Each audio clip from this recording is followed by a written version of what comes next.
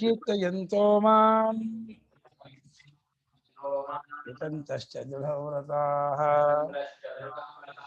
ನಮಸ್ಯಂತಶ್ಚ ಮಾಂ ಭಕ್ತ್ಯಾ ನಿತ್ಯಯುಕ್ತ ಉಪಾಸತೆ.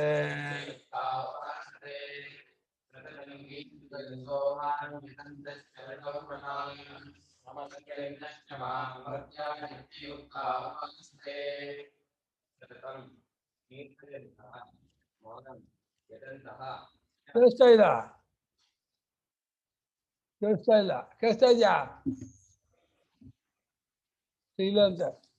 ಕೀರ್ತಯಂತಃ ಮಾಂ ಯತಂತಃ ಚ ದೃಢವ್ರತಾಃ ನಮಸ್ಯಂತಃ ಚ ಮಾಂ ಭಕ್ತ್ಯಾ ನಿತ್ಯಯುಕ್ತಾಃ ಉಪಾಸತೆ.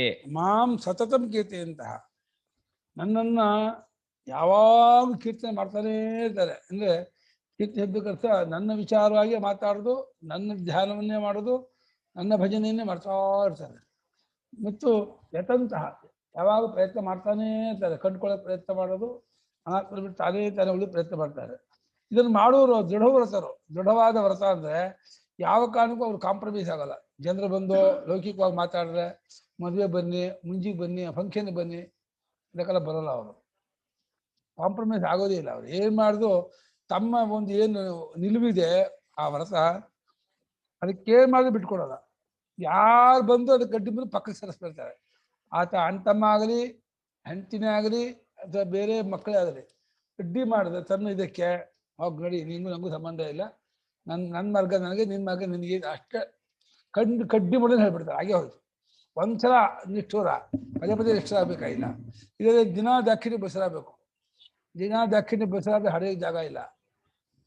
ಅಲ್ಲಿ ಒಂದ್ಸಲ ಕಡ್ಡಿ ಮಾಡೋದು ಹೇಳ್ಬಿಟ್ರು ಅಂದರೆ ಆಮೇಲೆ ಇವ್ರಿಗೆ ನಾವು ಏನು ಹೇಳ್ದು ಕೇಳೋದಪ್ಪ, ಅವ್ನ ಪಾಡ್ಗಳು ಹೋಗಿ ಬಿಟ್ಬಿಡ್ತಾರೆ. ಬಿಟ್ಬಿಟ್ರೆ ಇವ್ನು ನಿರಾಳ. ದಿನಾ ಕಿರಿಕಿರಿ ಮಾಡದೆ ಬಂದು ಕಷ್ಟ. ದೃಢವಾದ ಅಂದರೆ ಗಟ್ಟಿಯಾದಂತಹ ವ್ರತವುಳ್ಳವರಾಗಿ ಭಕ್ತಿಯಿಂದ ನನ್ನನ್ನೇ ನಮಸ್ಕರಿಸುತ್ತಾ ಅಂದರೆ ನನ್ನಲ್ಲಿಯೇ ನೆಟ್ಟ ಚಿತ್ತವುಳ್ಳವರಾಗೋದೇ ನಮಸ್ಕಾರ ಮಾಡೋದು. ನಮಃ ಅಂದರೆ ನಮ ಪ್ರಕೃತಿ ಭಕ್ತಿ, ನನ್ನ ವಿಷಯಕ್ಕೆ ಬಾಗೋದು, ಒಲಿಯೋದು, ನನ್ನ ಚಿಂತನೆ ಮಾಡೋದೇ ನಮಸ್ಕಾರ. ನಮಸ್ಕಾರ ಹೀಗೆ ಕೈ ಮುಗಿಯೋದು ಅಂತ ಅರ್ಥ ಅಲ್ಲ. ಅದು ಒಂದು ಇದು ಪ್ರತೀಕ ಅಷ್ಟೇ. ನಿತ್ಯಯುಕ್ತ ಯಾವಾಗಲೂ ಕೂಡ್ಕೊಂಡವರಾಗಿ ನನ್ನನ್ನು ಸೇವಿಸ್ತಾ ಇರ್ತಾರೆ. ಅಂದರೆ ಆತ್ಮರೂಪದಿಂದ ಭಜಿಸ್ತಾರೆ. ತಾನಾದ ರೂಪದಿಂದ ಪರಮಾತ್ಮನು ನನ್ನ ಆತ್ಮನಾಗಿದ್ದಾನೆ ಅಂತ ಅತ್ಯಂತ ಪ್ರೇಮ. ಅದು ನನ್ನವನು ಅನ್ನೋದಕ್ಕಿಂತ ನಾನೇ ಪರಮಾತ್ಮನಿಂದ ಹೆಚ್ಚು ಪ್ರೇಮ. ನೀನು ಅವನು ಇನ್ನೂ ದೂರ ಪ್ರೇಮ. ಪ್ರೇಮಕ್ಕೆ ನಾನು ಅನ್ನೋದೇ ಕೇಂದ್ರ, ನಾನು ಅನ್ನೋದೇ ಪ್ರಿಯ ಸ್ವರೂಪ. ಈ ನಾನೆಂಬ ಕಲ್ಪಿತವಾದ ರೂಪದಲ್ಲೇ ಪ್ರೇಮ ಇದೆಯಲ್ಲ, ಈ ಕಲ್ಪಿತ ರೂಪದ ನಾನು ಬಿಟ್ಟು ತಾನಾದ ರೂಪದಲ್ಲಿ ಉಳಿಯೋದಿದೆಯಲ್ಲ, ಅಲ್ಲಿ ಸಕ್ಕರೆ ಹೇಗೆ ಸಿಹಿಯೋ ಸ್ವರೂಪವೇ ಪ್ರೇಮ. ಅದನ್ನು ಯಾವಾಗೂ ಯಾಕೆ ಹಚ್ಚಿರು ಪ್ರಿಯತಮವಾದದ್ದಾದ್ರಿಂದ ಅದು ಅಲ್ಲೇ ಇರ್ತದೆ ಮನಸ್ಸು. ಯಾವ್ದು ಪ್ರಿಯತಮವೋ ಅದನ್ನು ಬಿಟ್ಟು ಬರೋಲ್ಲ. ಲೋಕದಲ್ಲೂ ಅಷ್ಟೇ, ನನ್ನ ಪ್ರಿಯವಾದಂತಹ ಪತ್ನಿ ಮಕ್ಕಳನ್ನ ಬಿಟ್ಟು ಬರೋಲ್ಲ ಮನುಷ್ಯ. ಗೃಹಸ್ಥ ಇಟ್ಕೊಂಡ್ಮೇಲೆ ಅಲ್ಲೇ ಇರ್ತಾನೆ. ಇದು ಪ್ರಿಯ ಅಂತ ಗೊತ್ತಾಗ್ಬಿಟ್ಟು ಇಲ್ಲೇ ನಿಂತುಬಿಟ್ಟ ಅಂದ್ರೆ ಇದನ್ನು ಬಿಟ್ಟು ಹೊರಗೆ ಬರಲ್ಲ ಅವನು. ಯಾವ ರೀತಿ ಅವರು ಭಜಿಸುತ್ತಾ ಭಜಂತ ಅನನ್ಯ ಮನಸ್ಸಾಯಿತು ಹಿಂದಿನ ಇದರಲ್ಲಿ ಶ್ಲೋಕದಲ್ಲಿ. ಅದಕ್ಕೆ ಕಥಂ ಅಂತ ಇದ್ದಾರೆ. ಅನನ್ಯ ಮನಸ್ಕಾರ ಭಜಿಸ್ತಾರೆ ಅಂದ್ರೆ ಯಾವ ರೀತಿ ಅಂತ ಕೇಳಿದ್ರೆ ಸತತಂ ಸರ್ವದಾ ಭಗವಂತಂ ಬ್ರಹ್ಮಸ್ವರೂಪಂ ಮಾಂ ಕೀರ್ತಯಂತಹ. ಭಗವಂತಂ ಬ್ರಹ್ಮಸ್ವರೂಪಂ ಮಾಂ ಕೀರ್ತಯಂತಹ. ಸತತವಾಗಿ ಎಡೆಬಿಡದೆ, ಯಾವಾಗಲೂ ಎಡೆಬಿಡದೇನೆ ಖುಷಿ ಅವರಿಗೆ. ಎಡೆಬಿಡದೆ ಮಾಡಬೇಕು ಅವರಿಗೆ ಅಂತೆ ಅವಿಚ್ಛಿನ್ನವಾಗಿ.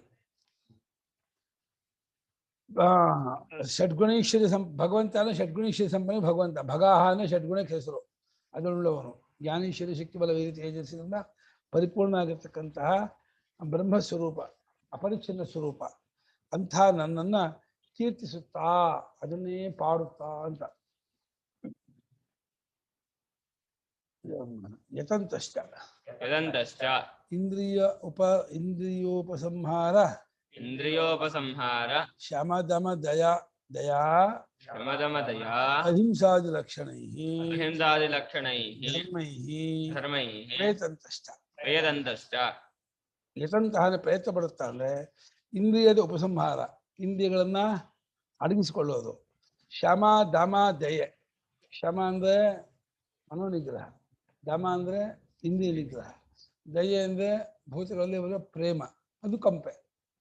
ದಯೆ ಅನುಕಂಪ. ಪ್ರೇಮ ಇದ್ದರೆ ಅನುಕಂಪೆ ಬರುತ್ತೆ, ಹಿಂಸೆ ಮಾಡಲ್ಲ. ಎಲ್ಲಿ ಪ್ರೇಮವಿಲ್ಲವೋ ಅಲ್ಲಿ ಹಿಂಸೆ ಮಾಡ್ತಾನೆ, ಎಲ್ಲಿ ಪ್ರೇಮ ಮಾಡ್ತಾನೋ ಅಲ್ಲಿ ಹಿಂಸೆ ಮಾಡಲ್ಲ. ಅನುಕಂಪೆ.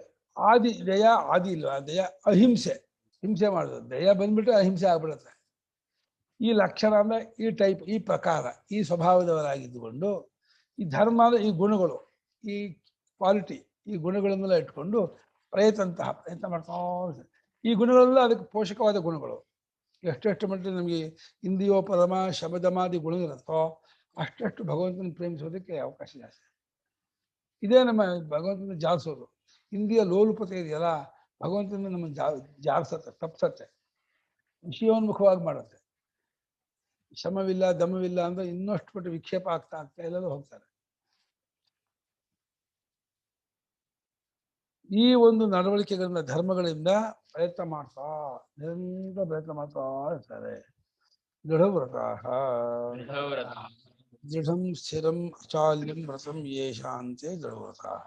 ದೃಢಂ ಸ್ಥಿರಂ ಅಜಾಲ್ಯಂ ವ್ರತಂ ಯೇಷಾಂತೆ ದೃಢವ್ರತಾಃ. ದೃಢ ಅನ್ನೋದೇ ಸ್ಥಿರವಾದ, ಗಟ್ಟಿಯಾಗಿ ಕೂತ, ಜಳ್ಳಲ್ಲದ, ಬಹಳ ಕಾಲವಾಗಿ ಇರುವ, ಅಲುಗಾಡದ, ಬಹಳ ಕಾಲವಿದೆ, ಅಲ್ಲೂ ವಿಕ್ಷೇಪವಿಲ್ಲ, ನಿರಂತರವಾಗಿ ಅವಿಚ್ಛಿನ್ನ ಪ್ರತ್ಯಯ ಹಂತದ ಪ್ರವಾಹ, ವಿಚ್ಛಿನ್ನವಾದ ಪ್ರತ್ಯಯ ಪ್ರವಾಹ. ಅಲುಗಾಡದಿರುವಂತಹ ವ್ರತ ಯಾರಿಗೂ ಅವರು ದೃಢ ವ್ರತರು, ಗಟ್ಟಿಯಾಗಿ ಅಲುಗುದು.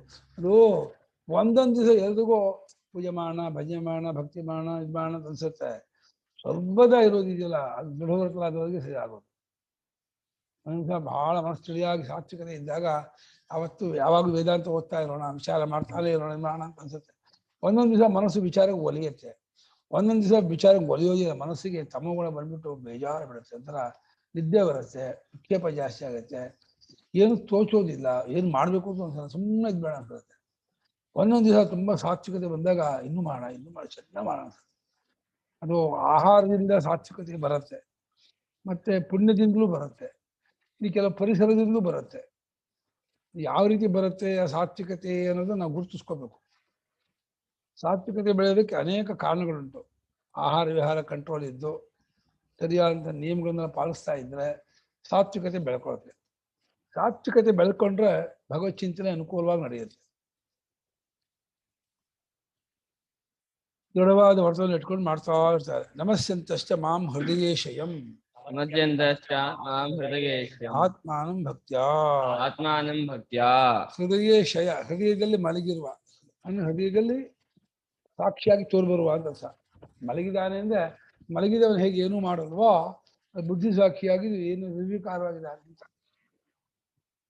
ಆ ಅಂಥ ಆತ್ಮನನ್ನು ನಮಸ್ಕರಿಸುತ್ತಾ ಅಂದ್ರೆ ಅಲ್ಲಿಯೇ ಒಲೆದವರಾಗಿ ಆ ಒಂದು ಚಿಂತನೆಯನ್ನೇ ಸರ್ವದಾ ತಂದ್ಕೊಂಡು, ಅವ್ರಿಗೆ ಬಾಹ್ಯವಾದ ಯಾವುದು ಬೇಡ. ಅವರಿಗೆ ಹೂ ಬೇಡ, ದೂರ್ವೆ ಬೇಡ, ಬಿಲ್ಪತ್ರೆ ಬೇಡ, ಗಂಧ ಬೇಡ, ಹೂ ಧೂಪ ದೀಪ ಬೇಡ, ನೈವೇದ್ಯ ಬೇಡ, ಯಾವ ತುಪ್ಪ ಬೇಡ, ದ್ವಿಧ್ವ ಬೇಡ, ಏನಿದ್ದು ಹೃದಯದಲ್ಲೇ ಮನೋ ಜ್ಯೋತಿಷ್ಯತಾಂ ಆಜ್ಯಂ. ಮನಸ್ಸೇ ಆಜ್ಯವಂತೆ. ಆ ಜ್ಯೋತಿಷನ್ನ ಅಂದ್ರೆ ಆತ್ಮಜ್ಯೋತಿಷನ್ನ ಸೇವನೆ ಮಾಡುತ್ತಿರುವಂತಹ ಯೋಗಿಗಳಿಗೆ ಮನಸ್ಸೇ ತುಪ್ಪವಂತೆ. ಮನೋ ಜ್ಯೋತಿರ್ಜಿಷತಾಂ ಆಜ್ಯಂ ಚಿನ್ನಂ ಯಜ್ಞಂ ಸಮಿಮಂದ್ರ. ಈ ಒಂದು ಸಂತತವಾದ ಆತ್ಮಚಿಂತನೆ ಎಂಬ ಯಜ್ಞವು ವಿಚ್ಛಿನ್ನವಾದರೆ ಅದನ್ನ ಇಂಥ ಕೂಡಿಸಲಿ ಅಂತ. ಮನಸ್ಸೇ ತುಪ್ಪ ಆದರೆ, ಮನಸ್ಸೆಂಬ ತುಪ್ಪವನ್ನು ಆತ್ಮಾಗ್ನಿಯಲ್ಲಿ ಹೋಮ ಮಾಡಿದರೆ, ತುಪ್ಪ ಅಗ್ನಿಯಲ್ಲಿ ಹೋಮ ಮಾಡೋದು ಏನಾಗುತ್ತೆ ಹೇಳೋ, ತುಪ್ಪವನ್ನು ಅಗ್ನಿ ಕುಡಿದು ಬಿಡುತ್ತೆ. ಆತ್ಮಾಗ್ನಿಯಲ್ಲಿ ಮನಸ್ಸನ್ನು ಹೋಮ ಮಾಡಿದರೆ ಮನಸ್ಸು ಆತ್ಮಲ್ಲಿ ಒಂದಾಗ್ಬಿಡುತ್ತೆ, ಆತ್ಮ ಸಾತ್ಕೃತ್ವ, ಆತ್ಮಲ್ಲಿ ಲಯವಾಗ್ಬಿಡುತ್ತೆ. ಆವಾಗ ಸ್ವಸ್ಥ ಆಗ್ಬಿಡ್ತಾನೆ, ಶಾಂತ ಆಗ್ಬಿಡ್ತಾನೆ. ಈ ಮನಸ್ಸೆಂಬುದು ಆತ್ಮಗಿಂತ ಬೇರೆ ಇದ್ದು ಬಿಟ್ರೆ ಅದರಿದ್ದ ಅವ್ರು ಓಡಾಡ್ಸುತ್ತೆ, ಹೆಂಗೆ ಆಟ ಆಡ್ಸತ್ತೆ ಅಂತಂದ್ರೆ ಪ್ರಪಂಚವಲ್ಲೇ ಪರಿವರ್ತನೆ ಮಾಡ್ಕೊಂಡು ಬರುತ್ತೆ. ಅಸ್ಸಿ ದಿನ ಮೇ ದುನಿಯಾಕ್ಕೆ ಸೈರ್ ಅಂತ ಒಂದು ಇದು ಪುಸ್ತಕ. ಅಸ್ಸಿ ದಿನ ಮೇ ದುನಿಯಾಕ್ಕೆ ಸೈರ್ ಅಂತ. ಅಸ್ಸಿ ದಿನ ಮೇ ನೈ, 80 ಸೆಕೆಂಡ್ ಮೇ. ಅರೌಂಡ್ ಅದೇ 80 ದಿನ ಮೇ ದುನಿಯಾಕ್ಕೆ. ಈಗ 80 ದಿನ ಬೇಕಿಲ್ಲ ಇದಕ್ಕೆ, 80 ಇದು ಸೆಕೆಂಡು ಬೇಡ, 8 ಸೆಕೆಂಡು, 8 ಸೆಕೆಂಡಿಗೆ ಪ್ರಪಂಚ ಸುತ್ಕೊಂಡ್ ಬರುತ್ತೆ. ಅಪ್ಪ ಇದು ಒಳ್ಳೆ ಅತ್ಯಂತ ವಜ್ರದಂತೆ ಇರ್ತಕ್ಕಂತಹ ವಸ್ತು ಅದು. ಅದು ತಪ್ಪಾಗಿ ಬಿಟ್ಟು ಇಜ್ಜಿಲಾಗ್ಬಿಡುತ್ತೆ. ಸರಿಯಾಗಿ ಯೂಸ್ ಮಾಡಿದ್ರೆ ವಜ್ರ ಆಗುತ್ತೆ ಮನಸ್ಸು. ಕೆಡ್ದ ಕಾಳ್ದ ಅದೇ ಇಜ್ಜಲಾಗ್ಬಿಟ್ಟು ಏನು ಉಪಯೋಗ ಇಲ್ಲದೆ ಆಗ್ಬಿಡುತ್ತೆ. ವಜ್ರ ಇಜ್ಜಲಾಗುತ್ತಂತೆ. ವಜ್ರವನ್ನ ಅದಕ್ಕೆ ಇದಾಕ್ಬಿಟ್ರೆ ಇಜ್ಜಲಾಗ್ಬಿಡುತ್ತೆ ಅಂತ ಹೇಳ್ತಾರೆ. ನಮ್ಮ ಮನಸ್ಸೆಂಬ ವಜ್ರ ವಿಷಯ ಚಿಂತನೆಯಿಂದ ಅದು ಇಜ್ಜಲಾಗ್ಬಿಡುತ್ತೆ. ಇಜ್ಜಲಾಗಿ ಬರುತ್ತೆ, ಬೆಂಕಿ ಹರಡಿಸುವುದಷ್ಟೇ.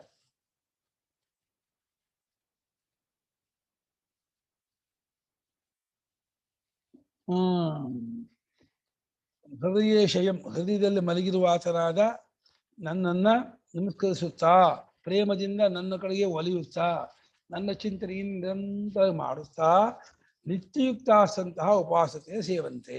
ನಿತ್ಯಯುಕ್ತಾಃ ಸಂತಃ ಉಪಾಸತೆ ಸೇವ್ಯಂತೆ. ಯಾವಾಗಲೂ ಕೂಡಿಕೊಂಡವರಾಗಿಯೇ ನನ್ನನ್ನ ಆತ್ಮವನ್ನು ಸೇವಿಸ್ತಾ ಇರ್ತಾರೆ.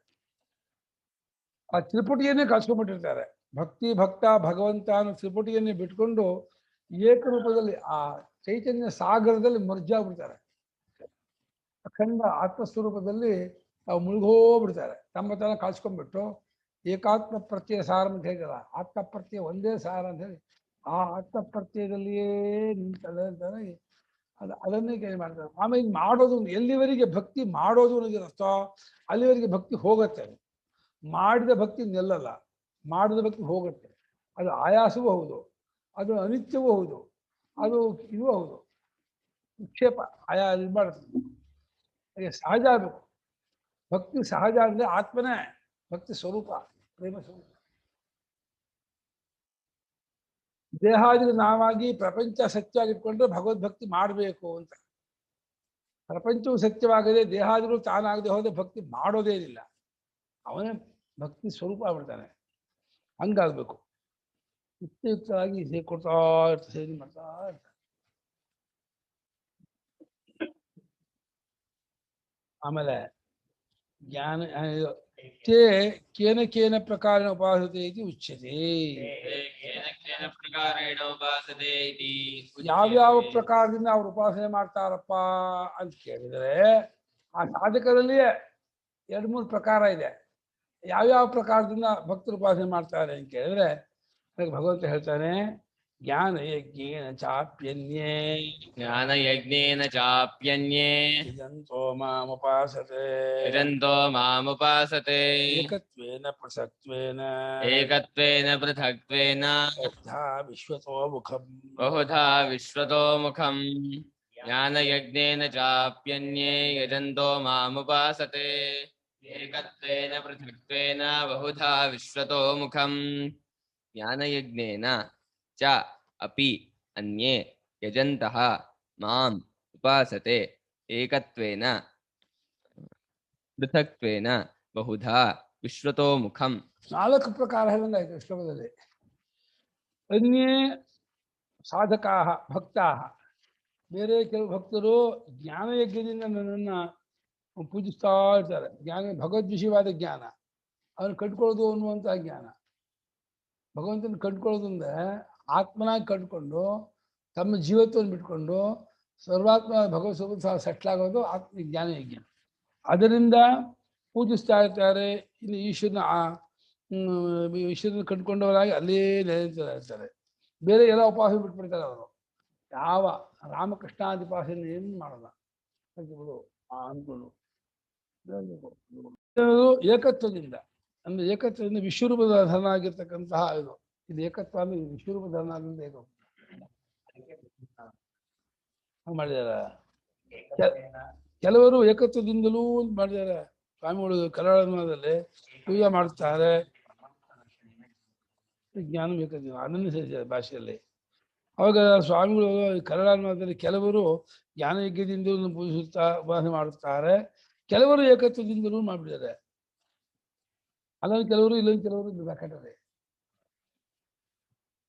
ಇದು ಅದಕ್ಕೆ ಸೇರಿದೆ. ಅವಾಗ ಕೆಲವರು ಏಕತ್ವದಿಂದ ಜ್ಞಾನಯಜ್ಞದಿಂದಲೂ ಅದನ್ನು ಪೂಜಿಸುತ್ತಾರೆ ಅಂತ ಹೇಳ್ಬೇಕು.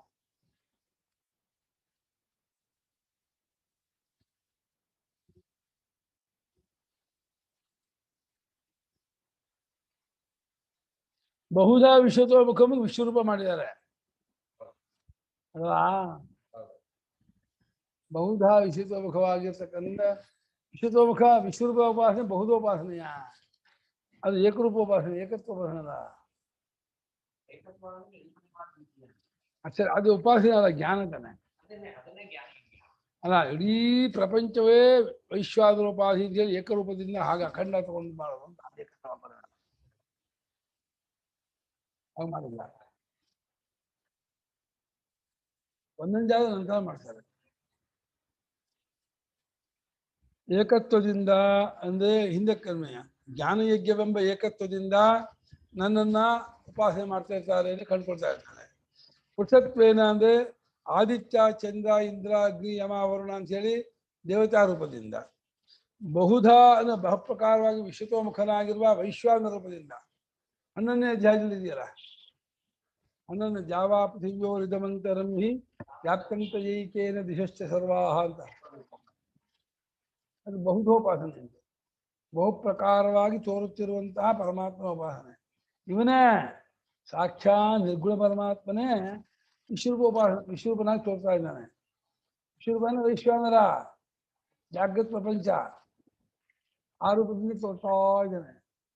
ಅವನಿಗೆ ಅಖಂಡ ದ್ವಿಲೋಕವೇ ತಲೆ, ಸೂರ್ಯನೇ ಕಣ್ಣು, ಅಖಂಡ ವಾಯುವೇ ಪ್ರಾಣ, ಅಖಂಡ ಆಕಾಶವೇ ನಡುಮೈ, ಅಖಂಡ ನೀರೇ ಕಿಬ್ಬೊಟ್ಟೆ, ಅಖಂಡ ಭೂಮಿಯೇ ಪಾದ. ಈ ರೀತಿಯಾಗಿ ವಿಶ್ವತೋಮುಖನಾಗಿರುವ ಏಕ ಪರಮಾತ್ಮನನ್ನ ಉಪಾಸನೆ ಮಾಡ್ತಾರೆ. ಉಪಾಸನೆ ಮಾಡೋದ್ರಲ್ಲಿ ಸಗುಣ ನಿರ್ಗುಣ ಎರಡು ಸೇರ್ಕೊಂಡ. ಇಲ್ಲಿ ಜ್ಞಾನಯಜ್ಞದಿಂದ ಏಕತ್ವವನ್ನು ಮಾಡುವರು ನಿರ್ಗುಣೋಪಾಸಕರು, ಪೃಥಕ್ವಾಗಿ ಉಪಾಸನೆ ಮಾಡುವ ಸಗುಣೋಪಾಸಕರು. ಬಹುಧಾ ವಿಶ್ವತೋಮುಖರು ಸಗುಣೋಪಾಸಕರೇ. ಅದು ಬಹುಧಾ ವಿಶ್ವತೋಮುಖ ವಾಸಿ. ಮೂರು ಹೇಳಿದಾರಲ್ವಾ, ಏಕತ್ವೇನ ಅಂದ್ರೆ ನಿರ್ವಿಕಲ್ಪ ಅಂತಾನೆ ತಗೋಬೇಕಾ ಇಲ್ಲಿ? ಎಲ್ಲಾನು ಒಂದೇ ಅನ್ನೋ ಹಂಗಂತ ಅರ್ಥನಾ ಇಲ್ಲಿ? ಏಕತ್ವ ಅಂದ್ರೆ ಅದ್ವಿತೀಯ ಜ್ಞಾನ ರೂಪ, ನಿರ್ವಿಶೇಷ ಜ್ಞಾನ ರೂಪದಿಂದ, ಆತ್ಮರೂಪದಿಂದ. ಅದೇ ವಿತೌಟ್ ಫಾರ್ಮ್. ಹೌದು. ಆಮೇಲೆ ಇನ್ನೊಂದು ಆಸ್ ದ ಮೆನಿ ಫೋಲ್ಡ್ ಅಂದ್ರೆ ಇದು ಪೃಥಕ್ತ್ವೇನ ಅಂದ್ರೆ ಆದಿತ್ಯ ಚಂದ್ರಾದಿ ರೂಪದಿಂದ. ಇದು ರಾಮ, ಕೃಷ್ಣ, ಶಿವ, ಆದಿತ್ಯ, ಚಂದ್ರ ಅಂದ್ರೆ ಪ್ರಸಕ್ತ್ವ. ಬಹುಧಾ ವಿಶ್ವತೋಮುಖನ ವಿಶ್ವರೂಪ ವೈಶ್ವಾನರೋಪಾಧಿಯಿಂದ. ಅಂದ್ರೆ ಇದು ಮ್ಯಾಕ್ರೋ ಕಾಸ್ಮಿಕ್ ಅನ್ನೋ ಹಂಗೆ ಎಲ್ಲ ಫುಲ್ ನಾನೇ ಇದು ಅಂತ ಉಪಾಸನೆ, ಪ್ರಪಂಚವನ್ನೇ ಉಪಾಧಿಯಾಗಿ ಇಟ್ಕೊಂಡವನು. ಈಗ ಚಾಂಡೂಗ್ಯ ಉಪನಿಷದಲ್ಲಿ ಹೇಳಿದ್ರಲ್ಲ ಆ ತರ ಉಪಾಸನೆ ಮಾಡೋದು. ಚಾಂದೋಗ್ಯ ಹೇಳಿದ್ರೆ ವೈಶ್ವಾನರ ಉಪಾಸನೆ. ಅದು ಚಾಂದೋಗ್ಯದ ವೈಶ್ವಾನರ ಉಪಾಸನೆ, ಮಾಂಡುಕ್ಯದ ವಿಶ್ವನ ಸ್ವರೂಪ, ಆಮೇಲೆ ಪುರಾಣದಲ್ಲಿ ಹೇಳ್ತಕ್ಕಂಥ ಭೂಪಾಲು ಯಶರಾಭಿ ಅದು, ಅಂದ್ರೆ 11ನೇ ಅಧ್ಯಾಯ ಗೀತೆಯಲ್ಲಿ ಹೇಳಿದ್ರೆ ಅದು ಎಲ್ಲ ಒಂದೇ. ವಿಶ್ವರೂಪೋಪಾಸನೆ ಪ್ರಸಕ್ತ, ವಿಭೂತಿ ಉಪಾಸನೆ ಪ್ರಸಕ್ತ.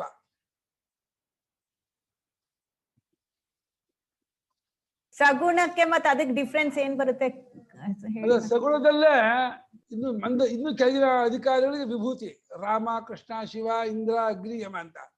ಸಗುಣದಲ್ಲಿ ಒಟ್ಟು ಪೂರ್ತಿ ಪ್ರಪಂಚದ ಸಗುಣ ಇನ್ನೂ ಸ್ವಲ್ಪ ವ್ಯಾಪಕ, ವಿಶೇಷ. ಅದೆಲ್ಲ 2 ಗ್ರೇಡು ಸಗುಣದಲ್ಲಿ.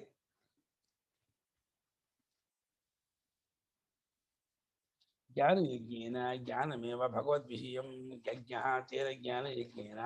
ಜ್ಞಾನಯಜ್ಞೇನ ಜ್ಞಾನಮೇವ ಭಗವದ್ವಿಷಯಂ ಯಜ್ಞಃ ತೇನ ಜ್ಞಾನಯಜ್ಞೇನ. ಯಜಂತಃ ಪೂಜಯಂತಃ ಮಾಂ ಈಶ್ವರಂ. ಯಜಂತಃ ಪೂಜಯಂತಃ ಮಾಂ ಈಶ್ವರಂ. ಅಪಿ ಅನ್ಯೇ ಅನ್ಯಾಂ ಉಪಾಸನಾಂ ಪರಿತ್ಯಜ್ಯ ಉಪಾಸತೆ. ಅಪಿ ಅನ್ಯೇ ಅನ್ಯಾಂ ಉಪಾಸನಾಂ ಪರಿತ್ಯಜ್ಯ ಉಪಾಸತೆ. ಜ್ಞಾನಯಜ್ಞೇನ ಮೂಲ ಪದ. ಜ್ಞಾನಮೇವ ಯಜ್ಞ ಅಂದ್ಬಿಟ್ರು. ಜ್ಞಾನಮೇವ ಅಂದ್ರೆ ಯಾವ ಜ್ಞಾನ? ಭಗವದ್ವಿಷಯವಾದ ಜ್ಞಾನ. ಭಗವದ್ವಿಷಯವಾದ ಜ್ಞಾನ ಅಂದ್ರೆ ಆತ್ಮವಿಷಯವಾದ ಜ್ಞಾನ. ಆತ್ಮನೇ ಭಗವಂತ, ಭಗವಂತನೇ ಆತ್ಮ. ಆತ್ಮ, ಭಗವಂತ, ಬ್ರಹ್ಮ ಬೇರೆ ಬೇರೆ ಅಲ್ಲ. ಅದನ್ನೇ ಬೇರೆ ಬೇರೆ ಶಬ್ದ. ಎಲ್ಲಾ ಪ್ರಪಂಚ ಅಷ್ಟು ಸದ್ಗುಣಗಳಿದೆ ಅಂತ ಹೇಳಿ ಭಗವಂತ ಅಂದ್ರು. ಸ್ವರೂಪವಾಗಿದ್ದಾನೆ ಅಂದ್ರೆ ಆತ್ಮ ಅಂದ್ರು. ವ್ಯಾಪಕವಾಗಿರೋ ಬ್ರಹ್ಮ ಅಂದ್ರು. ಒಂದಕ್ಕೆ ಬೇರೆ ಬೇರೆ ದೃಷ್ಟಿಗೆ ಬೇರೆ ಬೇರೆ ಹೆಸರು ಅಷ್ಟೇ.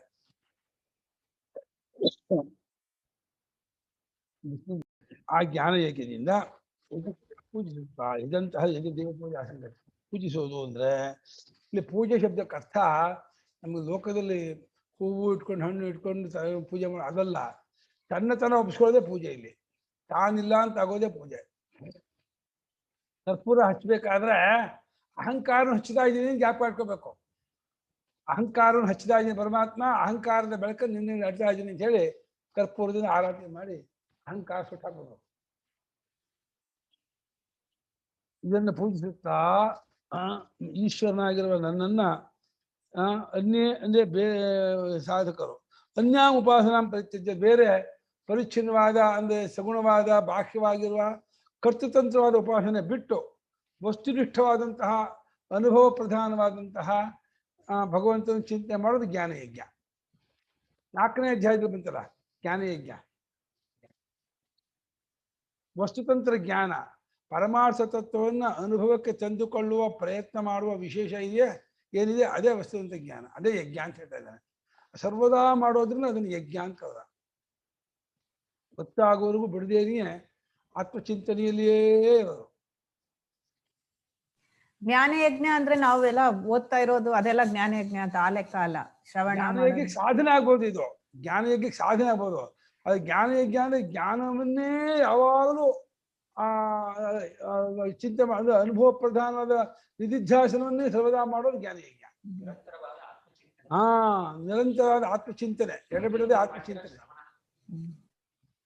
ಇವು ಮಾಡ್ತೀವಿ. ನಾವೆಲ್ಲ ಶ್ರವಣ ಅದೇ ಒಂದು ಇದು. ಎಲ್ಲಾ ಉಪಾಸನೆಯನ್ನು ಕೈಬಿಟ್ಟು ತೊರೆದು ಸರ್ವದಾ ಆತ್ಮಚಿಂತನೆಯಲ್ಲಿಯೇ ಮುಗಿರೋದು ಜ್ಞಾನಯಜ್ಞ. ಸತ್ಯಜ್ಞಾನಂ ಏಕತ್ವೇನ, ಸತ್ಯಜ್ಞಾನಂ ಏಕತ್ವೇನ ಏಕಮೇವ ಪರಂ ಬ್ರಹ್ಮ ಇತಿ, ಏಕಮೇವ ಪರಂ ಬ್ರಹ್ಮ ಇತಿ ಪರಮಾರ್ಥ ದರ್ಶನೇನ ಯಜಂತಹ ಉಪಾಸತೆ. ಪರಮಾರ್ಥ ದರ್ಶನೇನ ಯಜಂತಹ ಉಪಾಸತೆ. ಅದಕ್ಕೊಂದು ವಿಶೇಷಣ. ಆ ಜ್ಞಾನ ಎಂಥದ್ದು ಅಂದ್ರೆ ಏಕತ್ವ ರೂಪವಾದ ಜ್ಞಾನ. ಏಕತ್ವ ರೂಪನೇನೋ ಅದು ಬೈತಾರೆ ಭಾಷೆಗಾರರು. ಏಕಮೇವ ಪರಂ ಬ್ರಹ್ಮ ತದೇವಾಹಮಸ್ಮಿ. ಪರಬ್ರಹ್ಮ ಅಂದ್ರೆ ಅನೇಕ ಅಲ್ಲ, ಪರಬ್ರಹ್ಮ ಅನ್ನೋದು ಒಂದೇ ಇರ್ತಕ್ಕದ್ದು ಅಲ್ಲ. ಪರಂಬ್ರಹ್ಮ ಅಂದ್ರೆ ಅದಕ್ಕೆ ಏಕಾಂತ ಆಗಲೇಬೇಕು. ಅದು ಏಕಾಲ ಸಂಖ್ಯೆ ಏಕಾಲ. ಇನ್ನೊಂದೆಂಬುದನ್ನು ಅಳಿಸಿದ ಒಂದದು, ಇನ್ನೊಂದೆಂಬುದು ಇಲ್ಲದೇ ಇರತಕ್ಕಂತಹ ಅದ್ವಿತೀಯವಾದಂತಹ ಪರಬ್ರಹ್ಮ. ಅದು ತಾನಾಗಿದ್ದೀನಿ ಅಂತ ಹೇಳಿ ಆ ಪರಮಾರ್ಥ ದರ್ಶನ ಇದ್ದದ್ದನ್ನು ಇದ್ದಾಗೆ ಕಂಡುಕೊಳ್ಳೋದು, ಆತ್ಮಸ್ವರೂಪ ಗುರುತಿಸ್ಕೊಳ್ಳೋದು.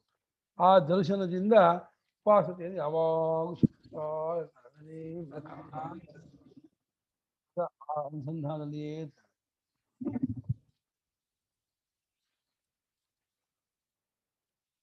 ಕೇಚಿತ್ತೋ ಪೃಥಕ್ತ್ವೇನ ಆದಿತ್ಯ ಚಂದ್ರಾದಿ ಭೇದೇನ ಆದಿತ್ಯಚಂದ್ರಾದಿಭೇದೇನ ಏವ ಭಗವಾನ್ ವಿಷ್ಣು ಅವಸ್ಥಿತಃ ಇತಿ ಉಪಾಸತೆ. ಸ ಏವ ಭಗವಾನ್ ವಿಷ್ಣುಃ ಅವಸ್ಥಿತಃ ಇತಿ ಉಪಾಸತೆ. ಕೆಲವರಿದಾರಲ್ಲ ಅವರು ಆದಿತ್ಯ ಚಂದ್ರಾದಿ ಭೇದ ಭಾಷ್ಯಕಾರ ಕಾಲದಲ್ಲಿ ವೈದಿಕವಾದ ಉಪಾಸನೆ ಇಲ್ಲ. ಆಮೇಲೆ ಬಂದದ್ದು ರಾಮಕೃಷ್ಣಾದಿ ಉಪಾಸನೆ. ರಾಮಕೃಷ್ಣಾದಿ ಉಪಾಸನೆ ಭಾಷಿಕಾರ ಒಂದ್ ಕಲ್ಲು ಉದಾಹರಣೆ ಕೊಟ್ಟಿಲ್ಲ. ವೇದೋಕ್ತವಾದ ಆದಿತ್ಯಾನಾಮಹಂ ವಿಷ್ಣು ಜ್ಯೋತಿಷಾಂ ರವಿರ್ಮುಷಾನ್ ನಕ್ಷತ್ರಾಣಾಮಹಂ ಶಶಿ ಅಂತ ಗೀತೆಯಲ್ಲಿ ಹೇಳಿದ್ದಾರೆ ಆದಿತ್ಯ ಚಂದ್ರಾದಿ ರೂಪದಿಂದ ಆ ಉಪಾಸನೆ. ಇದರಲ್ಲಿ ಬೃಹದಾರಣ್ಯಕದಲ್ಲಿ ಅಜಾತಶತ್ರು ಹೊತ್ತ ಗಾರ್ಗೆ ಬಂದಾಗ ಏವಾಸ ಆದಿತ್ಯ ಪುರುಷಃ ತಮೇವ ಬ್ರಹ್ಮೇತ್ಯುಪಾಸ್ತೆ. ಇಲ್ಲ, ಚಂದ್ರನಲ್ಲಿರತಕ್ಕ ಪುರುಷನ ನಾನು ಬ್ರಹ್ಮ ಅಂತ ಮಾಡ್ತೀನಿ, ವಿದ್ಯುತ್ ಪುರುಷನ ಬ್ರಹ್ಮ ಅಂತ ಭಾಷಣೆ ಮಾಡ್ತೀನಿ, ಇಲ್ಲಿ ಅಗ್ನಿಯಲ್ಲಿರತಕ್ಕ ಪುರುಷನ ನಾನು ಬ್ರಹ್ಮ ಅಂತ ಭಾಷಣೆ ಮಾಡ್ತಾ ಇದ್ದೀನಿ ಅಂತೇಳಿ ಒಂದೊಂದು ಏನು ಶಬ್ದ. ಒಂದು ವಿಶೇಷ ಏನಂದ್ರೆ ಆ ದೇವತೆಗೆ ಸಂಸಾರ ಇಲ್ಲ. ಈ ಪುರಾಣದ ದೇವತೆಗೆ ಸಂಸಾರ ಉಂಟು. ರಾಮನಿಗೆ ಹೆಂಡತಿ ಸೀತೆ, ಮಗ ಲವಕುಶ, ಅಪ್ಪ ಅಮ್ಮ ದಶರಥ ಕೌಸಲ್ಯ, ಮತ್ತೆ ಅವರ ಅಣ್ತಮ್ಮಂದ್ರು. ರಾಮನು ಅಸ್ತ, ರಾಮನಿಗೂ ಸಂತೋಷವಾಯಿತು, ರಾಮನಿಗೂ ಭಯ ಆಯಿತು, ರಾಮನಿಗೂ ಉದ್ಯೋಗ ಆಯಿತು, ಇದೆಲ್ಲ ಬಂದ್ಬಿಡುತ್ತೆ. ಈ ದೇವತೆಗೆ ಅದೆಲ್ಲ ಇಲ್ಲ. ಇಲ್ಲಿ ಹೆಂಡತಿ ಮಕ್ಕಳೆಲ್ಲ ಬರೋಲ್ಲ. ಇಲ್ಲಿ ವೈದಿಕ ದೇವತೆಗೆ ಸಂಸಾರವೇ ಇಲ್ಲ.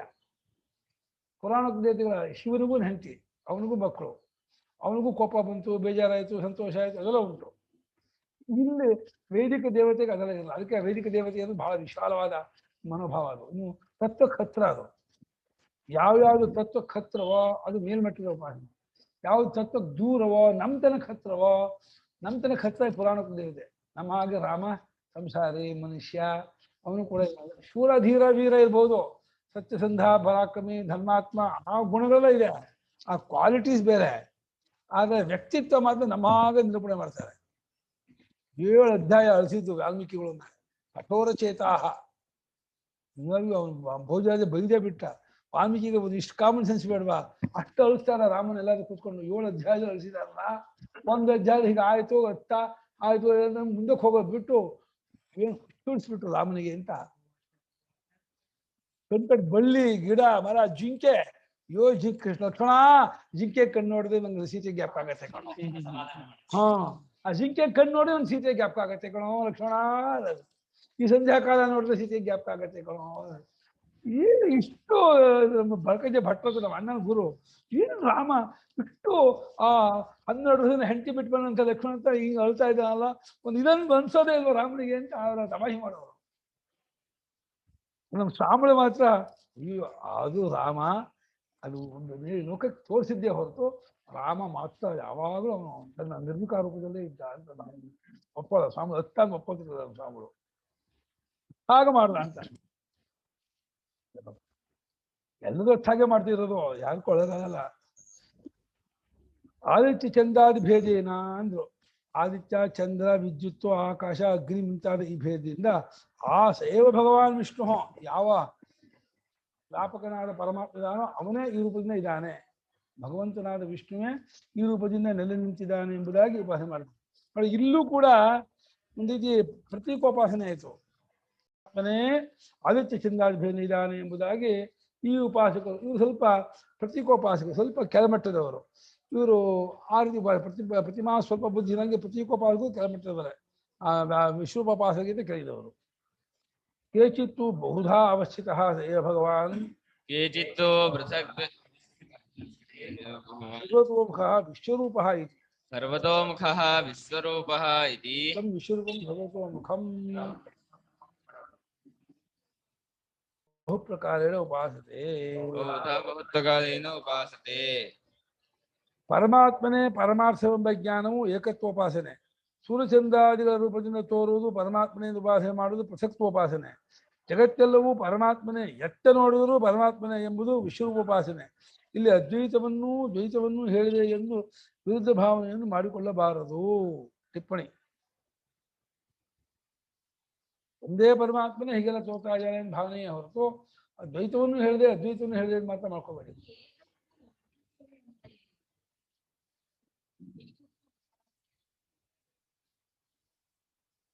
ಜ್ಞಾನವೇ ಏಕತ್ವ ಅಂತ ಇದ್ದಾರೆ. ಪರಮಾತ್ಮನೇ ಪರಮಾರ್ಥವೆಂಬ ಜ್ಞಾನ, ಅದು ಏಕತ್ವೋಪಾಸನೆ. ಉಪಾಸನೆ ಆತ್ಮೇತ್ಯೋಪಾಸಿತ ಅನ್ನೋ ಹಾಗೆ ಕರ್ತೃತಂತ್ರ ಭಾವನೆ ಇಲ್ಲ. ಉಪಾಸನೆಯಲ್ಲಿ ಸಮೀಪದಿಂದ ಅಲ್ಲಿಯೇ ಕೂರುವುದು, ಆ ಚಿಂತನೆಯಲ್ಲೇ ಇರುವುದು, ಅದರಲ್ಲೇ ಮುಳುಗುವುದು ಅನ್ನೋ ಅರ್ಥವಿದೆ. ಉಪಾಸನಾ ಶಬ್ದವನ್ನ ಕರ್ತೃತಂತ್ರವಾದ ಇದಕ್ಕೂ ಹೇಳ್ತಾರೆ, ವಸ್ತುತಂತ್ರವಾದ ಅನುಭವಕ್ಕೂ ಹೇಳ್ತಾರೆ. ಆತ್ಮೇತ್ಯೋಪಾಸಿತ ಅನ್ನುವಾಗ ಅದು ಅನುಭವವೇ. ಅದು ಅದನ್ನೇ ಹೇಳ್ತಾರೆ ಮೊದಲನೇದಲ್ಲಿ, ಏಕತ್ವದಿಂದ ಅಲ್ಲಿ. ಹೌದು, ಜ್ಞಾನ ಅದೇ. ಇದು ಪ್ರಸಕ್ತವೇನ ಅನ್ನಲ್ಲ, ಇದು ಕರ್ತೃತಂತ್ರ ಉಪಾಸನೆ. ಪ್ರಸಕ್ತವೇನ ಬಹುಧಾ ವಿಶ್ವತೋಮುಖಂ ಅನ್ನೋದಲ್ಲ ಕರ್ತೃತಂತ್ರವಾದ ಉಪಾಸನೆಯೇ, ಅದು ಭಾವನೆಯೇ, ಅಲ್ಲಿ ಜ್ಞಾನ ಅಲ್ಲ. ಇದು ಒಂದಿದೆಯಲ್ಲ, ಜ್ಞಾನ ಯಜ್ಞ ಅಂದ್ರೆ ಅನುಭವದಲ್ಲಿ ಕಂಡುಕೊಳ್ಳೋದು ಅಥವಾ ಕಂಡುಕೊಳ್ಳೋ ಪ್ರಯತ್ನ ಮಾಡ್ತಾ ಇರೋದು. ಕಂಡ್ಕೊಂಡು ಬಿಟ್ರೆ ಜ್ಞಾನಿ ಅಲ್ಲಿ ನಿಂತು ಬಿಡ್ತಾನೆ. ಕಂಡ್ಕೊಳ್ಳೋದು ನಿರಂತರ ಪ್ರಯತ್ನ ಪಡುವನು, ನಿಧಿಧ್ಯಾಸನ ಮಾಡುವ ಆತನು ಏಕತ್ವೋಪಾಸಕ. ಅವನು ಜ್ಞಾನಿ ಯಜ್ಞ ಉಪಾಸನೆ ಮಾಡುತ್ತಿರುವ ಆತನು ಅಂತ ಅರ್ಥ ಮಾಡಿದರು. ಇನ್ನು ಆದಿತ್ಯ ಚಂದ್ರಾದಿಗಳು ತೋರ್ತಾ ಇರೋದು ಈ ಪರಮಾತ್ಮನೇ ಉಪಾಸನೆ ಮಾಡೋದು ಪ್ರಸಕ್ತೋಪಾಸನೆ. ಇಲ್ಲಿ ಈ ಪ್ರಸಕ್ತೋಪಾಸನೆಯಲ್ಲಿ ಒಂದೇ ಮಾಡಬೇಕು ಅಂತಿಲ್ಲ. ಇದರಲ್ಲಿ ಸೂಕ್ತ ಭಾಷೆಯಲ್ಲಿ 4ನೇ ಅಧ್ಯಾಯದಲ್ಲಿ ಪ್ರತೀಕೋಪಾಸನೆ 5 ಜೋಡಿಸ್ಕೊಂಡು ಮಾಡ್ಬೋದು. ಆಲಂಬನೋಪಾಸನೆ ಮಾತ್ರ ಅಹಂಗ್ರೋಪಾಸನೆ ಒಂದನ್ನೇ ಮಾಡಬೇಕು. ಆ ಪ್ರಾಣೋಪಾಸನೆ ಈಶಾನ್ಯೋಪಾಸನೆ ಇದೆಲ್ಲ ಒಂದೇ ಮಾಡ್ಬೇಕೆ ಹೊರತು ಮತ್ತೆ 2-3 ವಿಕ್ಷೇಪ ಆಗುತ್ತೆ. ಪ್ರತೀಕೋಪಾಸನೆಯಲ್ಲಿ 10 ಮಾಡ್ಬೋದು. ಸಾಕ್ಷಾತ್ಕಾರ ಆಗೋದು ಅಂತ ಅದರಲ್ಲಿ ಇಲ್ಲ.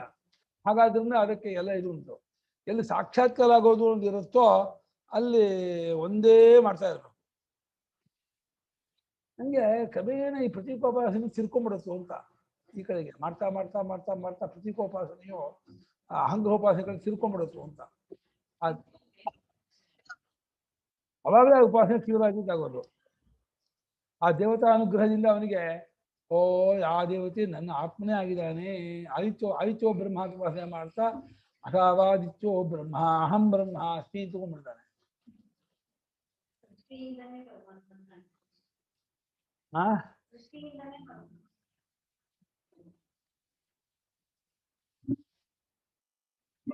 ಬಹು ಪ್ರಕಾರವಾಗಿ ಆ ಭಗವಂತನೇ ಇರುತ್ತಾನೆ.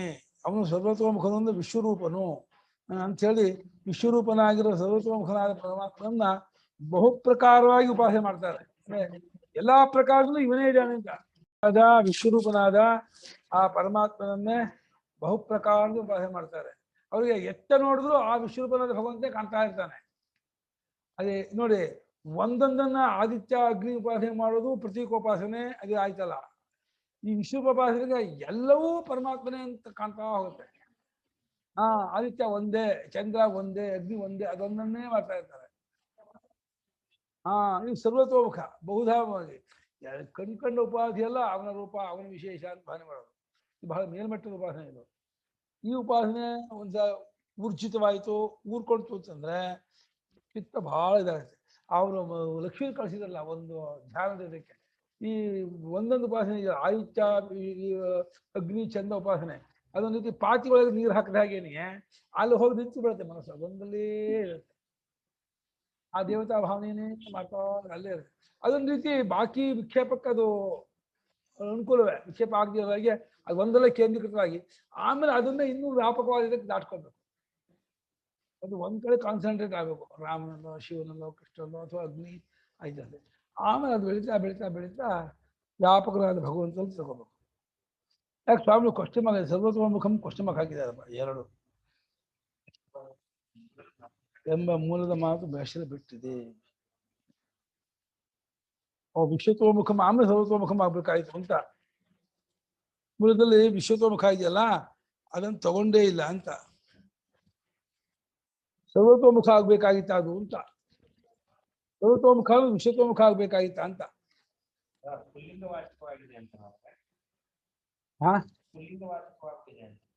ಹೌದು, ಸರ್ವತೋಮುಖ ವಿಶ್ವತೋಮುಖ ಎಂಬ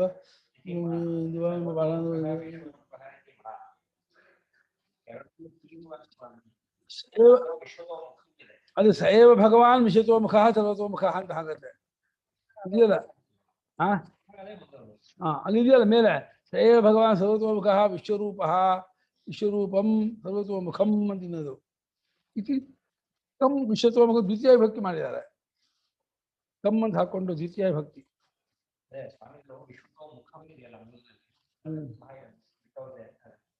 ಹೌದು, ಅದಾಗಲೇ ಸರ್ವತೋಮುಖ ಬಂದ್ಬಿಟ್ಟಿದ್ದೀವಿ ಅಂತ.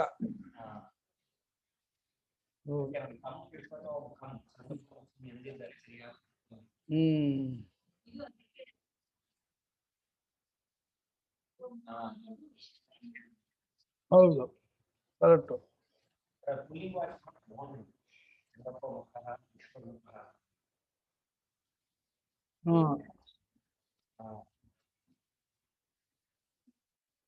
ವಿಶ್ವತೋಮುಖ ತಗೊಂಡಿಲ್ಲ, ಸರ್ವತೋಮುಖ ತಗೊಂಡ್ರು.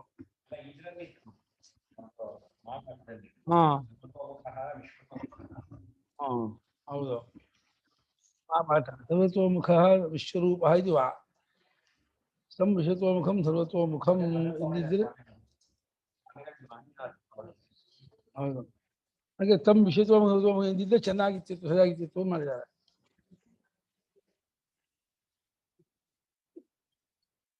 यदि बहुभिः प्रकारैः उपासते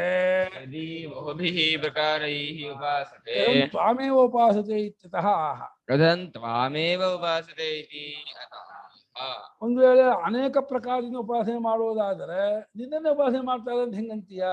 ಅನೇಕ ಜನರಿಗೆ ಊಟ ಹಾಕಿದ್ರೆ ನಿನಗೆ ಊಟ ಹಾಕಿದಂಗೆ ಆಯ್ತಲ್ಲ. ನೀನು ಊಟ ಮಾಡೋದು ನಿಮ್ಗೆ ಊಟ ಹಾಕಿದಂಗೆ ಆಗುತ್ತೆ. ನೀನು ಒಬ್ಬ ಅಂತ ಅನೇಕರಲ್ಲಿ ಮಾಡ್ಕೊಂಡ್ಬಿಟ್ಟು ಅನೇಕರು ಆದಿತ್ಯ ಚಂದ್ರಾದಿ ಅನೇಕ ಉಪಾಸನೆ ಮಾಡುತ್ತಿದ್ದರೆ ಅವರೆಲ್ಲ ನಿನ್ನನ್ನೇ ಉಪಾಸನೆ ಮಾಡ್ತಾರೆ, ವಿಶ್ವತೋಮುಖನಾಗಿರೋ ನಿನ್ನನ್ನೇ ಮಾಡ್ತಾರೆ ಅಂತ ಹೆಂಗೆ ಹೇಳ್ತೀಯ ನೀನು? ಅದಕ್ಕೇನು ಆಧಾರ ಅಂತ ಹೇಳಿದ್ರೆ ನಾನೇ ಎಲ್ಲವಾಗಿರೋದ್ರಿಂದ ನನ್ನನ್ನೇ ಮಾಡ್ತಾರೆ ಅಂತ. ಅದು ಅವ್ರಿಗೆ ಗೊತ್ತಿಲ್ಲ. ಆದಿತ್ಯ ಚಂದ್ರಾದಿ ಉಪಾಸನೆ ಮಾಡುವವರಿಗೆ ಒಬ್ಬನೇ ಭಗವಂತ ಮಾಡ್ತಾ ಇದ್ದೀನಿ ಅವ್ರಿಗೆ ಗೊತ್ತಿಲ್ಲ ಹೊರತು ಬಹು ಪ್ರಕಾರದ ಉಪಾಸನೆ ಮಾಡಿದ್ರು ವಿಶ್ವತೋಮುಖನಾದ ಸರ್ವತೋಮುಖನಾದ ನನ್ನನ್ನೇ ಉಪಾಸನೆ ಮಾಡ್ತಿರ್ತಾರೆ ಅವರು ಅಂತ. ಅಲ್ಲ, ಅದು ಒಂದು ಉಪಾಸನೆ ಇದ್ದಾಗ ವಿಶ್ವತೋಮುಖವಾದ ಉಪಾಸನೆಯೂ ಇದೆ, ಸರ್ವತೋಮುಖವಾದ ಉಪಾಸನೆಯೂ ಇದ್ಮೇಲೆ ಅಲ್ಲಿ ವಿಶ್ವತೋಮುಖದ ಉಪಾಸನೆ ಪರಮಾತ್ಮನೇ. ಇಲ್ಲಿ ಆದಿತ್ಯ ಚಂದ್ರಾದಿ ಉಪಾಸನೆ ಮಾಡಿದಾಗೂ ನನ್ನನ್ನು ಉಪಾಸನೆ ಮಾಡ್ತಾ ಇದ್ದಾರೆ ಎಂದಾಗ ಹೇಗೆ ಅಂತ ಪ್ರೂವ್ ಮಾಡಬೇಕು. ಸರ್ವತೋಮುಖನಾದ ವಿಶ್ವತೋಮುಖನಾದ ಉಪಾಸನೆ ಮಾಡಿದ್ಮೇಲೆ ಅದು ಪ್ರಶ್ನೆ ಬರಲ್ಲ, ಅವನೇ ಆಗ್ತಾನೆ. ಬಹುಪ್ರಕಾರ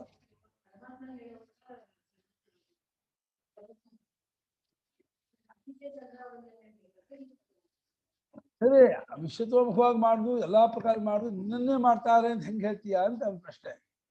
ನೀನೇ ಆದಿತ್ಯ ಚಂದ್ರಾದಿಗಳು ಇರೋದು ಅನ್ನೋದು ಹೆಂಗೆ ಅಂತ ಹೇಳಿದ್ರೆ ಅದಕ್ಕೆ ಅದೆರಡು ಒಂದೇ, ವಿಶ್ವತೋಮುಖ ಸರ್ವತೋಮುಖ ಎರಡು ಒಂದೇ.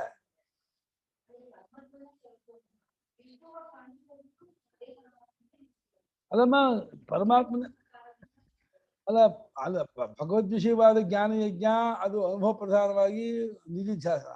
ಅದು ಬಿಟ್ರೆ ವಿಶ್ವತೋಮುಖವೇ ಸರ್ವತೋಮುಖ, ಅದು ಬೇರೆ ಎರಡಲ್ಲ, ಅದು ಎರಡಲ್ಲ. ಇನ್ನು ಆದಿತ್ಯಾದಿ ಚಂದ್ರದಿಂದ ಮಾಡೋದು ಬಹು ಪ್ರಕಾರದಿಂದ ಮಾಡೋದು, ಬೇರೆ ಬೇರೆ ಭಿನ್ನ ಮಾಡೋದು, ಪೃಥಕ್ವೇನ ಮಾಡೋದು. ವಿಶ್ವತೋಮುಖ ಸರ್ವತೋಮುಖ ಅಷ್ಟು ಬಹುದವೆ. ಹೌದು,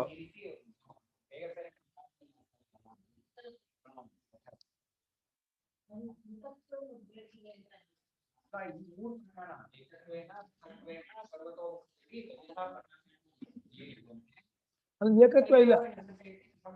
ಅಲ್ಲ, ಇಲ್ಲಿ ಏಕತ್ವ ಇಲ್ಲ, ಸೇರಿಸ್ಕೋಬಹುದು.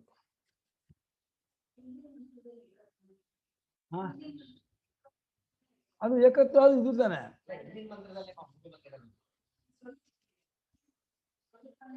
ಹೌದು, ಕಂಡ್ಕೊಳ್ಳೋದು ಅದು ಏಕತ್ವ ಜ್ಞಾನ. ಅದು ಈ ಸರ್ವತೋಮುಖ ವಿಶ್ವತೋಮುಖ ಅನ್ನೋದು ಇವನು ಸಗುಣೋಪಾಸನೆ. ಈ ಬಹುಪ್ರಕಾರದಿಂದ ಉಪಾಸನೆ ಮಾಡುತ್ತಿದ್ರು ಕೂಡ ನಿನ್ನನ್ನೇ ಮಾಡುತ್ತಾರೆ ಅಂತಂತಿದೆಯಲ್ಲ, ಅದು ಹೆಂಗ್ ಹೇಳ್ತೀಯ ಅಂತ ಕೇಳಿದ್ರೆ ಅದಕ್ಕೆ ಹೇಳ್ತಾರೆ ಮುಂದಿನ ಶ್ಲೋಕದಲ್ಲಿ, ಅಹಂ ಕ್ರತುರ್ ಅಹಂ ಯಜ್ಞ ಸ್ವಧಾಹಮಹಂ ಔಷಧಂ ಮಂತ್ರೋಹಮಹಮೇವಾಜ್ಯಮಹಮಗ್ನಿರಹಂ ಹುತಂ ಅಹಂ ಕ್ರತುರಹಂ ಯಜ್ಞ ಸ್ವಧಾಹಮಹಮೌಷಧಂ ಮಂತ್ರೋಹಮಹಮೇವಾಜ್ಯಮಹಮಗ್ನಿರಹಂ ಹುತಂ. ಅಹಂ ಕ್ರತುಃ ಅಹಂ ಯಜ್ಞಃ ಸ್ವಧಾಹಂ ಸ್ವಧಾ ಅಹಂ ಔಷಧಂ ಮಂತ್ರ ಸ್ವಧಾ ಅಹಂ ಔಷಧಂ ಮಂತ್ರಃ ಅಹಂ ಏವ ಆಜ್ಯಂ ಅಹಂ ಅಗ್ನಿಃ ಅಹಂ ಹುತಂ. ಅಲ್ಲ, ಪ್ರಶ್ನೆ ಅನೇಕ ಪ್ರಕಾರದ ನಿನ್ನೆ ಉಪಾಸನೆ ಮಾಡ್ತಾರೆ ಅನ್ನುವಾಗ ನಾನೇ ಸೂರ್ಯ ಚಂದ್ರ ಅಂತ ಹಂಗೆ ಹೇಳ್ಕೋಬೇಕಾ? ನಾನೇ ಸೂರ್ಯ ಚಂದ್ರ ಅಗ್ನಿ ಆದ್ರಿಂದ ನನ್ನನ್ನೇ ಮಾಡ್ತಾರೆ ಅಂತ ಹೇಳ್ಬೇಕು. ಅದು ಬಿಟ್ಬಿಟ್ಟ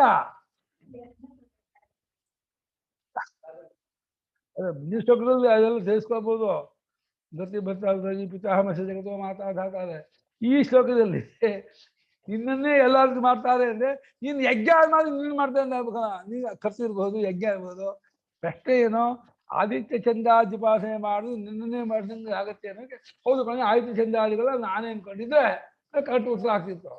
ಆ ಉತ್ತರ ಕೊಡ್ಲೇ ಇಲ್ಲ. ಆದಿತ್ಯ ಚಂದ್ರಾದಿಗಳ ನಾನೇ ಹೇಳಲೇ ಇಲ್ಲ, ನಾನೇ ಯಜ್ಞ ಹಾಕೋದು. ಪ್ರಶ್ನೆ ಏನು, ಉತ್ತರ ಏನೋ? ನಾನೇ ಯಜ್ಞ, ನಾನೇ ಕೃತು ಅಂದ್ರೆ ಯೂಪ ಉಳ್ಳಂತಹ ಯಜ್ಞ ಕೃತು.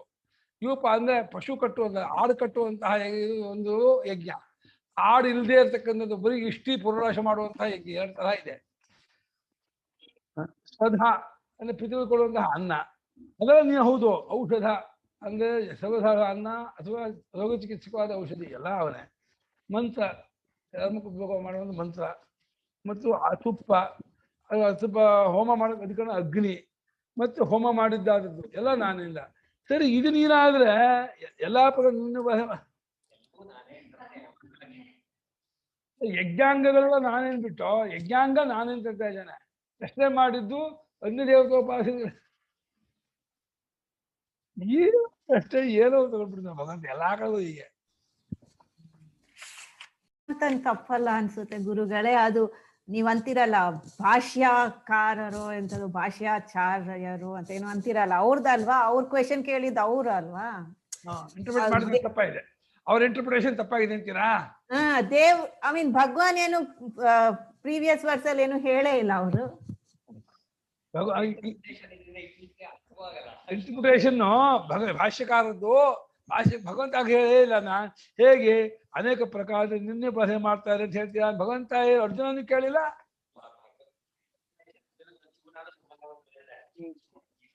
ಅಲ್ಲ ಎಲ್ಲಿ ಗೊತ್ತಾಗುತ್ತೆ ಅಲ್ಲಿಗೆ, ಅಲ್ಲ ಎಲ್ಲಿ ಗೊತ್ತಾಗುತ್ತೆ ಅಲ್ಲಿ ಇಟ್ಕೊಳ್ಳೋಣ. ಇಲ್ಲಿ ಯಾಕೆ ತಪ್ಪ ಇಂಟರ್ಪ್ರಿಟೇಷನ್ ಮಾಡ್ಬೇಕು ಅಂತ ಇಂಟರ್ಪ್ರಿಟೇಷನ್ ಹಾಕ್ಬೋದಿತ್ತಲ್ಲ. ಇಂಟರ್ಪ್ರಿಟೇಷನ್ ಹೆಗ್ಗಿರೂಪವಾಗಿ ಇಂಟರ್ಪ್ರಿಟೇಷನ್ ಹಾಕ್ಬೋದಾಗಿತ್ತಲ್ಲ. ಈ ರೀತಿ ಇಂಟರ್ಪ್ರಿಟೇಷನ್ ಹಾಕ್ಬಿಟ್ಟು ಇಂಟರ್ಪ್ರಿಟೇಷನ್ ಅಲ್ಲಿ ಹಿಂದೆ ಬ್ರಹ್ಮಾರ್ಪಣಂ ಬ್ರಹ್ಮವೀನಿಯಲ್ಲಿ ಯಜ್ಞರೂಪವಾಗಿ ಇಂಟರ್ಪ್ರಿಟೇಷನ್ ಆಗೋಗಿತ್ತು.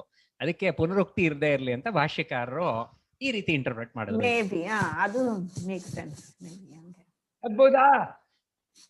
ನಾನೇನು ಅಂತ ಇಲ್ಲ, ನೀವು ಅಂದಿದ್ದಕ್ಕಂದೆ ನಿಮ್ ಕನ್ವಿನ್ಷನ್ ಆಯ್ತಾ ಅಂತ, ನಿಮ್ ಸಮಾಧಾನ ಆಯ್ತಾ ಅಂತ ನನಗನ್ಸ್ತು. ಬ್ರಹ್ಮಾರ್ಪಣೆಗೆ ಬ್ರಹ್ಮಾರ್ಪಣಂ ಬ್ರಹ್ಮಹವಿಗೆ ಅದಕ್ಕೆ ರಿಲೇಟೆಡೇ ಇದೆ ಇದು ಅಲ್ವಾ? ಅದಕ್ಕೆ ಒಂಥರ ಫಾಲೋ ಅಪ್ ತರ ಇದೆ ಇದು. ನಿಜ ಅಂದ್ರೆ ಅದು ಅಲ್ಲ, ಅಲ್ಲಿ ಪ್ರಕರಣ ಬೇರೆ.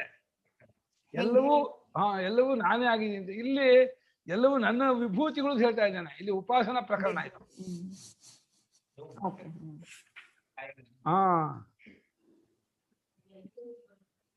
ಅಲ್ಲ ಇಂಟರ್ಪ್ರಿಟೇಷನ್ ನೀವು ಹೇಳ್ದಂಗೆನೆ ಶಂಕರಾಚಾರ್ಯ ಇದೇ ಶ್ಲೋಕ ತಕ್ಕಾಗೆ ಇಂಟರ್ಪ್ರಿಟೇಷನ್ ಹಾಕ್ಬೋದಾಗಿತ್ತು. ಕಥಂ ಸರ್ವರೂಪೇಣ ಭವಾನ್ ವರ್ತಸೆ ಇತ್ಯುಕ್ತೆ ಅಹಂಕೃತ ವಿಜ್ಞಾನ ಎಷ್ಟು ಹಾಕ್ಬೋದಾಯ್ತು. ಕಥಂ ಭವಾನ್ ಸರ್ವರೂಪೇಣ ವರ್ತಸೆ ಅಂತ ಇಂಟರ್ಪ್ರಿಟೇಷನ್ ಹಾಕ್ಬಿಟ್ಟಿದ್ರೆ ಅಹಂಕೃತ ಅಹಂ ವಿಜ್ಞಾನ ಬಿಟ್ಟರೆ ಹಾಕೋದು. ಭೂಮಿ ಪ್ರಕಾರಿ ಕಥಂ ತ್ವಾಮೇ ಉಪಾಸನೆ ಹಾಕ್ಬಿಟ್ಟು ಹೀಗೆ ಹೇಳ್ಬಿಟ್ರೆ ಒಳ್ಳೆ ಕಡೆ. ಇದು ಕ್ರತು ಅಂದ್ರೆ ಏನಂತ ಹೇಳಿ ನೀವು? ಆನಿಮಲ್ ನ ಸ್ಯಾಕ್ರಿಫೈಸ್ ಮಾಡೋದು ಅದು ಇಲ್ಲ? ಅದೇನ್ ತಪ್ಪಲ್ವಾ ಗುರುಗಳೇ? ಅಷ್ಟು ಓಪನ್ ಆಗಿ ಅದನ್ನ ನಮ್ ಇದ್ರಲ್ಲೂ ಬರುತ್ತಾ ಅದು? ಶ್ರುತಿ ಹೇಳಿದಲ್ಲ, ನಾವೇ ಮಾಡೋಣ. ಅದೇ ಅಗ್ನಿಶೋಮೀಯಂ ಪಶುಮಾಲ ಭೇದ, ಅಗ್ನಿಶೋಮಿ ದೇವತೆಗಳಿಗೆ ಆಡನ್ನು ಕೊಡ್ಬೇಕು ಶ್ರುತಿಯೇ ಇದೆಯಲ್ಲ, ನಾವೆಂತ ಮಾಡಕ್ಕಾಗತ್ತೆ? ಅದು ಏನು ಅಂದ್ರೆ, ಹೇಗೆ ಅಕ್ಕಿ ನಮ್ಗೆ ಅನ್ನವೋ, ಆಡು ಕುರಿಯು ಅನ್ನಕ್ಕಾಗಿ ಹೊಂಟಿರೋದು. ಆಡು ಕುರಿ ಅದು ಇನ್ಯಾವುದಕ್ಕೂ ಬರಲ್ಲ. ಮೀನ್ ಹೇಗೆ ತಿನ್ನೋಕೆ ಇರೋದೋ, ಅಕ್ಕಿ ಹೇಗೆ ತಿನ್ನೋಕೆ ಇರೋದೋ, ಆಡು ಕುರಿ ಇರೋದು ತಿನ್ನೋಕೆ, ಇನ್ನೇನಕ್ಕೂ ಬರಲ್ಲ.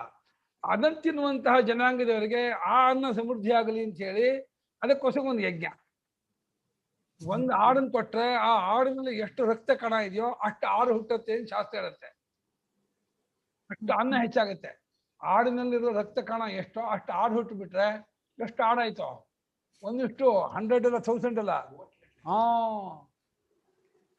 ಯಾಕೆ ಪ್ರಪಂಚದವೆಲ್ಲ ಅಕ್ಕಿ ಊಟ ಮಾಡಿದ್ರೆ ಅಕ್ಕಿಗೆ 500 ರೂಪಾಯಿದು ಆಶ್ಚರ್ಯ ಇಲ್ಲ. ಕೆಜಿಗೆ ಅಕ್ಕಿ ಸಿಗೋದೇ ಇಲ್ಲ ನಮ್ಗೆ. ಮಾಂಸಾಹಾರಿಗಳು ಸಿಗುತ್ತೆ ಗುರುಗಳೇ. ವೆಜಿಟೇರಿಯನಿಸಮ್ ಒಳ್ಳೇದು ಅಂತಾರಲ್ವಾ? ಮತ್ತೆ ಹೌದು, ಆದ್ರೆ ಪ್ರಪಂಚಾದ್ಯಂತ ಮಾಂಸಾಹಾರಿಗಳೇ ಜಾಸ್ತಿ. 70% ಮಾಂಸಾಹಾರಿಗಳು, 20% ಸಸ್ಯಾಹಾರಿಗಳು. 70% ಮಾಂಸಾಹಾರಿಗಳು ಸಸ್ಯಾಹಾರ ಮಾಡಿದ್ರೆ ನಮ್ಗೆ ಅಕ್ಕಿ ಸಿಗಲ್ಲ. ಇನ್ನು 6 ರೂಪಾಯಿ ಆಗತ್ತೆ ಅಕ್ಕಿ ಕೆಜಿ. ಅವ್ರು ಮಾಂಸಾಹಾರ ಮಾಡೋದ್ರಿಂದ ನಮ್ಗೆ ಅಕ್ಕಿ. ಚೀನಾದವರೆಲ್ಲ ಜಿರ್ಲೆ ಅದು ಇದು ತಿನ್ನೋದ್ರಿಂದ ನಮ್ಗೆ ಅಕ್ಕಿ ಇದಾಗಿದೆ. ಶೌಚಕರ್ಮ ಭೇದ ಅಹಮೇವ. ಟೈಮ್ ಆಯ್ತಾ? ನಿಲ್ಸೋಣ.